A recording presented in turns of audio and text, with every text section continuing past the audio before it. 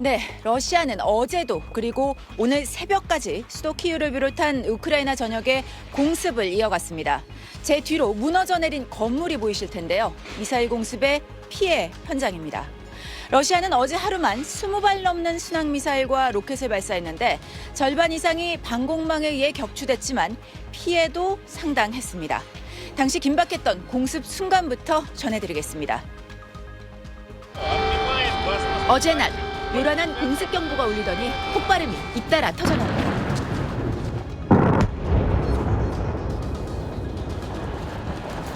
취재진도 지하 공간을 찾아 근처 카페로 급히 몸을 피했는데 이미 많은 사람들이 카페 안에서 떨고 있었습니다.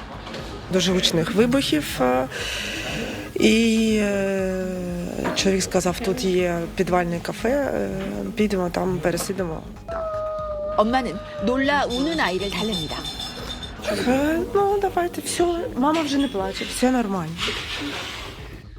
이번 공습으로 키이우 내 주택 여러 채가 완파됐고 학교와 유치원, 호텔 건물 등이 크게 파손됐습니다. 30여 분 전 공습 피해를 입은 현장입니다. 보시는 것처럼 호텔 건물의 한쪽이 완전히 무너져 내렸고 당시 충격으로 주변 건물들의 유리창이 모두 깨졌습니다. І дим пішов різкий, так. Дуже сильно трусило, там навіть почувствували, як земля тако затряслася. 이번 공습으로 지금까지 1명이 숨지고 일본 취재진을 포함해 30명 이상이 다쳤습니다. 취재진도 조금 놀랐을 것 같습니다. 러시아나 우크라이나는 어떻게 반응하고 있습니까?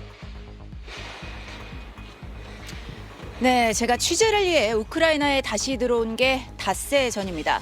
그동안 단 하루를 제외하고 매일 공습 경보가 울렸고 사흘은 지축을 울리는 폭발음을 들어야 했습니다. 젤렌스키 대통령은 새 벽두까지 감행된 러시아의 공습을 강하게 비판했습니다. А ті, хто віддає накази на такі удари, ті, хто здійснює, не отримують помилування, м'яко кажучи. 반면 푸틴 러시아 대통령은 공습 직후 공개한 신년 영상에서 전쟁의 정당성을 거듭 강조하며 군인들과 건배를 했습니다.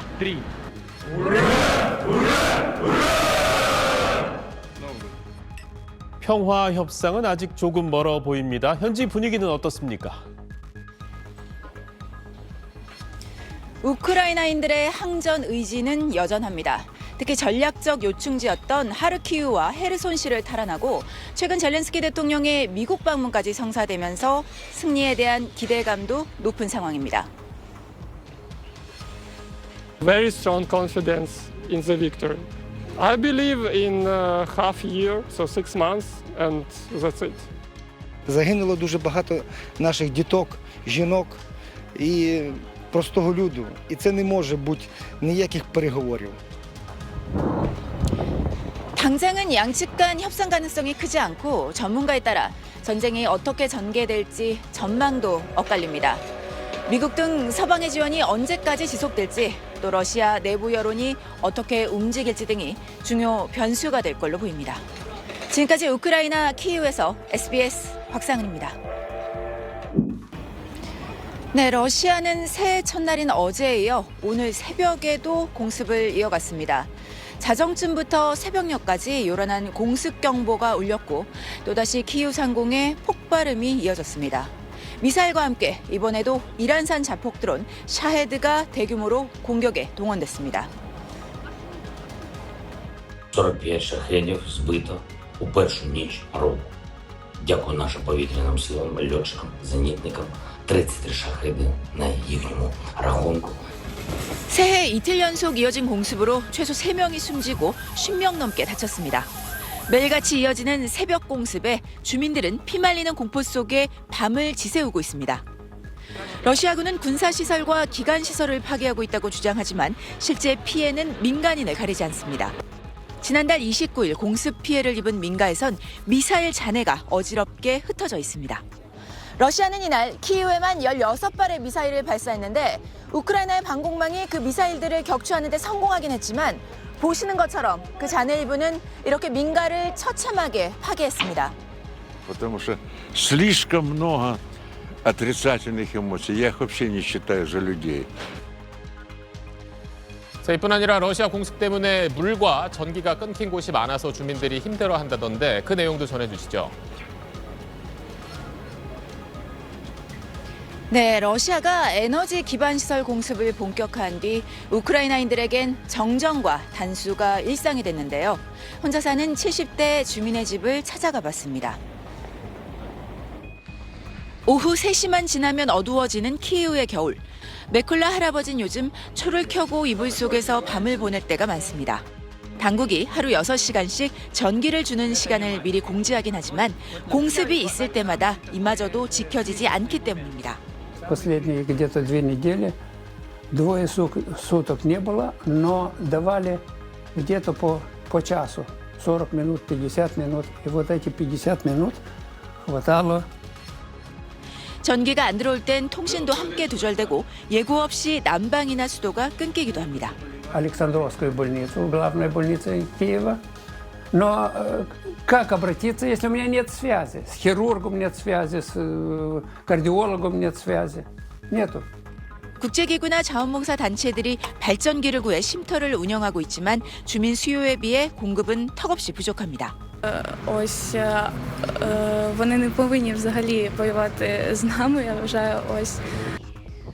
러시아의 민간 기반 시설 공습은 혹한기 견디기 힘든 추위와 고통을 줘 우크라이나인들의 항전 의지를 꺾으려는 전략으로 풀이됩니다. 하지만 우크라이나인들은 러시아의 공습이 공포와 좌절보단 분노와 항전 의지를 키우고 있다고 말합니다. 지금까지 우크라이나 키이우에서 SBS 곽상은입니다. 우크라이나군이 쏜 미사일에 맞은 건물이 형체를 알아볼 수 없을 정도로 파괴됐습니다. 폭격을 당한 건물은 우크라이나 동부 도네츠크에서 러시아군이 임시 숙소로 써온 학교 건물이었습니다. 러시아 국방부는 군인 63명이 숨졌다고 밝혔는데 사상자가 수백 명에 달할 거란 관측도 나오고 있습니다. 한쪽의 공습이 다른 쪽의 보복 공습을 부르는 피해 악순환이 이어지는 상황. 동부 최전방 지역에서 전투 중인 우크라이나군 간부 올렉산드르 씨의 얘기를 들어봤습니다. 비작전 기간 시간을 내 인터뷰에 응한 그는 겨울을 맞아 전쟁이 교착 상태에 빠진 듯 보여도 최전방 전선에선 매일 치열한 국지전이 벌어지고 있다고 전했습니다. 우크라이나군의 어려움으론 장거리 무기 부족을 꼽았습니다. Ворог щодня, кожного дня обстрілює мирні населення нашої країни, де ми у відповідь фактично по їхній території ми можемо давати відповідь. 러시아가 전방에서 집속탄 같은 금지 무기 사용을 늘린 점도 우려하는 대목입니다. 특히 최근 2, 3년 새 러시아가 보다 개량된 금지 무기를 생산하고 있다고 전했습니다. Це насправді лякає, тому що ця зброя, яка вони використовують, всім світом, я кажу, заборонена. 러시아군에 점령됐던 헤르손시를 탈출해 나온 알로나 씨는 격전지에서의 삶이 악몽이었다고 말합니다. Как котилася, вона горівша на розстоянні. Так ось рядом ми бачили. 러시아군과 줄이 있는 브로커에게 $4,000, 우리 돈 500여만 원을 주고서야 탈출 버스를 타고 겨우 헤르손시를 벗어날 수 있었습니다. $4,000는 우크라이나인 평균 연봉과 맞먹는 큰 돈이지만 14살 아들을 위해 탈출을 감행했습니다. Нам сказали, що якщо ребенок не пойдет в русскую школу, то родители лишат родительских прав. 전쟁 11달째. 우크라이나군 전사자 수는 최대 10만 명, 민간인 희생자 수는 18,000명에 달하는 걸로 추정됩니다. 일부에선 올여름 휴전 협상이 시작될 수 있다는 전망도 나오고 있지만 전열을 정비한 러시아가 조만간 대반격에 나설 거란 관측도 나옵니다. 기약 없는 전쟁 속에 최전방의 군인도 그곳을 떠나온 민간인도 바람은 한 가지입니다. Що все буде добре і все вийде, і повернутися додому живим, неушкодженим, жити в мирній Україні. 우크라이나 키이우에서 SBS 곽상은입니다. 우크라이나 수도 키이우의 북서쪽에 위치한 작은 도시 부차로 가는 길. 아무렇게나 버려진 탱크와 차량이 곳곳에 눈에 띕니다. 폭격을 맞아 무너져 내리고 불타고 그을린 흔적을 이곳 부차에서는 어디서나 쉽게 찾아볼 수 있습니다. 지난 3월 말 러시아군이 한 달 넘게 점령했다 퇴각한 부차에선 민간인 450여 명이 집단 학살된 정황이 발견돼 국제사회 공분을 샀습니다. 배나 커진 동네 공동묘지에선 지금도 전장에서 목숨을 잃은 군인들의 장례식이 매일같이 열립니다. 연말을 맞아 가족의 묘를 돌보는 이들 가운데 20대 청년 세르기를 만났습니다. Батько помер від 25 березня від рук російських солдатів. 아들이 먹을 걸 구하러 이웃마을에 간 사이 아버지는 갑자기 들이닥친 러시아군에게 영문도 모른 채 총살을 당했습니다. Коли було знайдено тіло, було виявлено 1 постріл в голову і 3 постріли в груди.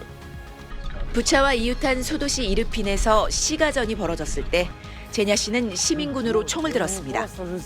살던 집이 폐허가 되고 친구와 이웃 주민 여럿이 목숨을 잃는 걸 눈앞에서 지켜봐야 했습니다. І не дуже хочеться балакати, але ще залишився відпечаток. Я думаю, що не скоро забудеться ще це все.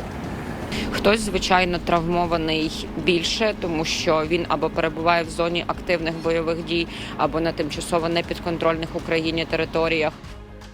러시아 탱크가 줄지어 진격해오고 우크라이나 민간인들이 뒤로 손이 묶인 채 끌려가 죽임을 당했던 거리에선 이제 시신의 흔적은 완전히 지워졌습니다. 하지만 살아남은 사람들은 여전히 당시의 비극에서 벗어나지 못하고 있습니다. 우크라이나 부차에서 SBS 곽상은입니다.